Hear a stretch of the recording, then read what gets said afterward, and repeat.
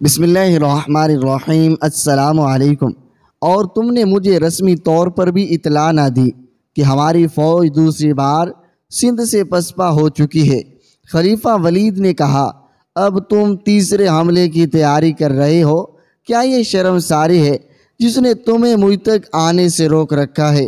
خلیفۃ المسلمین حجاج نے ہونٹوں پر طنزیہ مسکراہٹ لاتے ہوئے کہا، میں اگر شرمسار ہوں تو صرف اللہ کے سامنے۔ آپ اس دنیا میں اس وقت آئے تھے جب میں جوان ہو چکا تھا۔ جو میں جانتا ہوں وہ آپ نہیں جانتے، اور جو میں کر سکتا ہوں وہ آپ نہیں کر سکتے۔ آپ کی نظر خلافت کے مسند تک محدود ہے، میری نظر اسلام اور عرب کی آبرو کو دیکھ رہی ہے۔ میں جانتا ہوں آپ کیا کہنا چاہتے ہیں۔ آپ یہ جانتے ہیں کہ میں حملے سے پہلے آپ سے باقاعدہ اجازت لوں، اور میں یہ بھی جانتا ہوں کہ آپ اجازت نہیں دیں گے۔ میں آپ سے وعدہ کر رہا ہوں، سندھ کی لڑائی میں جو خرچ آئے گا میں اس سے 2 گنا مال بیت المال میں جمع کراؤں گا، اور اب سندھ کی سرزمین آپ کے حضور پیش کروں گا۔ حجاج ابن عبد المالک حجاج نے اسے کچھ کہنے نہ دیا اور بولا، اگر میں نے اپنے قیدیوں کو رہا نہ کروایا تو کل ہمارا یہی دشمن یہاں آ کر ہماری بیٹیوں کو اٹھا کر لے جائے گا، اور اگر ہم نے یہ 2 شکست ہضم کر لی تو پھر آپ خلافت کی مسند پر نہیں دشمن کے قید خانے میں بیٹھے ہوئے ہوں گے۔ خلیفہ ولید بن عبد المالک نے جب حجاج بن یوسف کے تیور دیکھے اور اس کی باتیں سنی تو اس کی زبان بند ہو گئی۔ دراصل خلافت اسلامیہ اس دور میں داخل ہو چکی تھی جب قومی غیرت سمٹ سکڑ کر ایوان خلافت تک محدود رہ گئی تھی۔ یہ ایک تاریخی حقیقت ہے۔ خلیفہ سندھ پر حملے کے حق میں نہیں تھا، آرام اور اطمینان سے حکومت کرنا چاہتا تھا۔ یہ تفصیل سے بتایا جا چکا ہے۔ حجاج بن یوسف بڑا سخت گیر آدمی تھا۔ اس کا نام سن کر اچھے جابر مسلمانوں پر لرزہ طاری ہو جاتا تھا، لیکن دشمن پر تو عذاب الہی بن کر نازل ہوتا تھا۔ شامی فوج میں سے جو دستے حجاج نے سندھ پر حملے کے لیے منتخب کیے تھے ان کی نفری 6000 تھی، جن میں اکثریت گھوڑا سواروں کی تھی۔ یہ سب جوان آدمی تھے، ایک بھی ادھیڑ عمر سپاہی نہیں لیا گیا تھا۔ اس کے علاوہ جو فوج حجاج نے جنگی کھیلوں کے مقابلے میں سے تیار کی تھی اس کی نفری کسی تاریخ میں نہیں ملتی۔ غالباً وہ بھی 6 یا 7 ہزار تھی۔ یہ رضاکار فوج تھی۔ حجاج نے اس فوج کی ہر ایک ضرورت اس طرح پوری کی جیسے یہ سپاہی نہیں بلکہ شاہی خاندان کے افراد تھے۔ مثلاً سوئی دھاگا تک ہر ایک سپاہی کو دیا گیا۔ فوج کی خوراک کا انتظام یہاں تک کیا گیا کہ عرب کے لوگ کھانے کے ساتھ سرکہ زیادہ استعمال کرتے تھے، بلکہ اس کو اپنی مرغوب غذا سمجھتے تھے۔ اتنا زیادہ سرکہ فوج کے ساتھ نہیں بھیجا جا سکتا تھا۔ حجاج نے یہ انتظام کیا کہ روئی کے بڑے گٹھے سرکے میں ڈبو دیے۔ جب روئی نے مکمل طور پر سرکوں کو چوس لیا تو یہ گٹھے خشک ہونے کے لیے رکھ دیے گئے۔ اس نے سالار اور کمانڈروں کو بتایا، ہر کھانے کے ساتھ ضرورت کے لیے روئی نکال کر پانی میں ڈبوئی جائے اور اسے نچوڑ لیا جائے۔ فوجیوں کی ذاتی اخراجات کے لیے حجاج نے 30,000 دینار الگ کے ساتھ دیے اور حکم دیا سپاہی کی ضرورت اور خوراک پوری کی جائے۔ اس سے اندازہ ہوتا ہے حجاج نے فوج کی ضروریات کا خیال حد سے زیادہ رکھا تھا۔ سرکے والی روئی کی گٹھے اور سامان خوردنوش بحری جہازوں پر لادا گیا۔ کیونکہ فوج میں پیدل دستے بھی تھے، اسی لیے ان کی سواری کے لیے 6000 تیز رفتار اونٹنیاں ساتھ بھیجی گئی تھی۔ 1000 اونٹ الگ تھے جن پر ضرورت کا سامان لادا گیا تھا۔ بحری جہازوں میں سے جو سامان بھیجا جا رہا تھا ان میں منجیقیں بھی تھیں۔ ان میں ایک منجیق اتنی بڑی تھی کہ اسے 500 آدمی کھینچتے تھے تو اس سے پتھر دور جاتا تھا۔ یہ منجیق اتنی وزنی پتھر پھینکتی تھی جسے کئی آدمی دھکیل کر منجیق تر لاتے تھے۔ اس منجیق سے پھینکا ہوا پتھر قلعے کی دیوار میں شگاف کر دیتا تھا۔ اس کا نام عروس تھا۔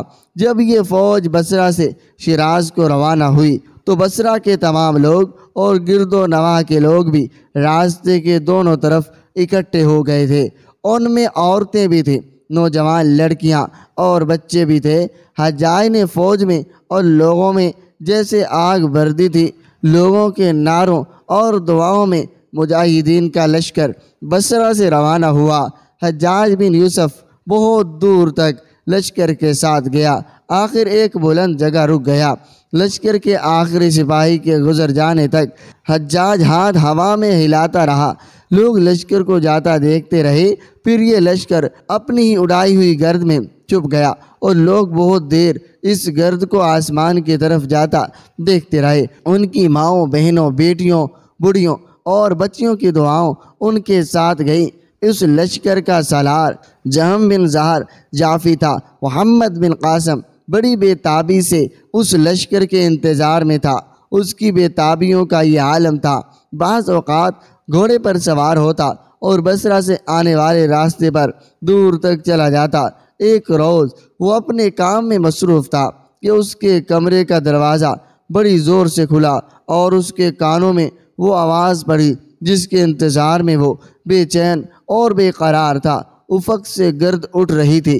اطلاع دینے والے نے کہا، خدا کی قسم یہ آندھی نہیں، گھوڑے تیار کرو۔ محمد بن قاسم نے حکم دیا اور دوڑتا ہوا باہر نکلا۔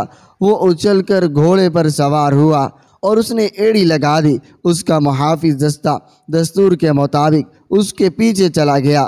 اس طرح محمد بن قاسم نے بہت دور جا کر لشکر کا استقبال کیا۔ اب محمد بن قاسم اس لشکر کا سالار تھا۔ سالار جہم بن زہر جعفی اس لشکر کے ساتھ ہی رہا، لیکن اسے محمد بن قاسم کے ماتحت رہنا تھا۔ حجاج نے سندھ تک آپ نے فوج کے ساتھ رابطہ قائم رکھنے کا یہ انتظام کیا تھا۔ مکران تک تھوڑے تھوڑے فاصلے پر چوکیاں قائم کر دی گئی تھی، جن میں تیزی رفتار گھوڑے اور اونٹ تیار رکھے گئے تھے۔ یہ آنے جانے والے قاصدوں کے لیے تھے تاکہ وہ انتہائی تیز رفتار پر جائیں اور ہر چوکی سے گھوڑا یا اونٹنی تبدیل کریں۔ مورخوں کے اندازے کے مطابق بصرہ سے دیبل تک پیغام ایک ہفتے سے کم دنوں میں پہنچ جاتا تھا، جبکہ عام مسافروں کے لیے یہ مسافت کم از کم 1.5 مہینے کی تھی۔ سالار جہم بن زہر جعفی کی زبانی حجاج نے محمد بن قاسم کو جو ہدایات بھیجی تھی ان میں ایک یہ بھی تھی کہ ابن قاسم حجاج کی ہدایت کے بغیر حملہ نہ کرے۔ دیبل سندھ کے علاقے میں 2-3 چھوٹے چھوٹے قلعے تھے، انہیں تحقیق کر کے محمد بن قاسم کو دیبل تک پہنچا دیتا تھا، لیکن دیبل سے دور حجاج کی ہدایت کا انتظار کرنا تھا۔ جس روز یہ لشکر شیراز پہنچا تو اس سے اگلے ہی دن محمد بن قاسم نے الصبح مکران کی طرف کوچ کر دیا۔ مکران کا وہ حصہ جو مسلمانوں کے قبضے میں تھا، اس کا امیر محمد بن ہارون تھا۔ اسے پہلے اطلاع دے جا چکی تھی کہ لشکر آ رہا ہے۔ تاریخیوں میں لکھا ہے کہ جب لشکر مکران پہنچا تو امیر محمد بن ہارون اپنے محافظ دستے کے ساتھ راستے میں کھڑا تھا، لیکن وہ گھوڑے کے اوپر اس طرح بیٹھا ہوا تھا، دونوں ہاتھوں زرین پر رکھے آگے کو جھکا ہوا تھا۔ محمد بن قاسم کو قدرتی طور پر یہ توقع ہو گئی کہ امیر مکران گھوڑا دوڑاتا اس تک پہنچے گا، لیکن اس کا گھوڑا آہستہ چلا۔ محمد بن قاسم کو کچھ شک ہوا۔ اس نے اپنا گھوڑا دوڑایا اور محمد بن ہارون تک پہنچا۔ جب ہاتھ ملایا تو محمد بن قاسم نے دیکھا محمد ہارون کا ہاتھ کانپ رہا ہے۔ اسے بڑا تیز بخار تھا، اسے باہر نکلنا ہی نہیں چاہیے تھا، لیکن اپنے لشکر کے استقبال کے لیے وہ باہر نکل آیا۔ اس کے بعد محمد بن ہارون سے احتیاط نہیں ہو سکا۔ وہ بیماری کی حالت میں ہی محمد بن قاسم کا ساتھ دیتا رہا۔ ادھر محمد بن قاسم اپنی فوج لے کر مکران پہنچا۔ ادھر بحری جہاز اور بڑی بادبانی کشتیاں مکران کے ساحل پر آ لگی۔ اس قدر سامان جیسے اتارنے کے لیے کئی دن درکار تھے۔ موقت جہازوں سے اس خیال سے سامان نہ اتارا گیا، ان جہازوں کو دیبل تک لے جانا تھا۔ سامان کی چانٹی اور تقسیم بھی بہت دنوں کا کام تھا۔ اتنے زیادہ جہاں جو کشتی اور ہزاراں اونٹوں اور گھوڑوں اور اتنی زیادہ فوج کو چھپایا نہیں جا